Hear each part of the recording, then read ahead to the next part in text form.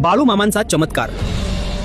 भर दुपार सगळे झोपलेले आणि एका क्षणात मृत्यू उभा. 25 किलोमीटर दूर असलेला माणूस, आग लागल्याचा क्षण आणि आकाशात उडालेलं जळतं घोंगडं. अग्नीवर सत्ता चालवली.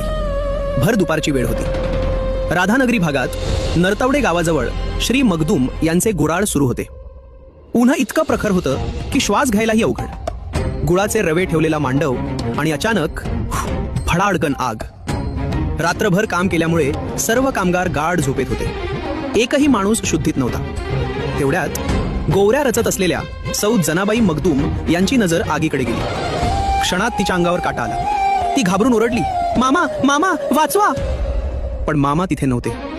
इथेच खरी थरारक गोष्ट सुरू होते. त्या क्षणी बाळू मामा नरतवड्यापासून तब्बल 25 किलोमीटर दूर नंद्याळच्या रानात झाडाखाली बसून सहकाऱ्यांशी बोलत होते. पण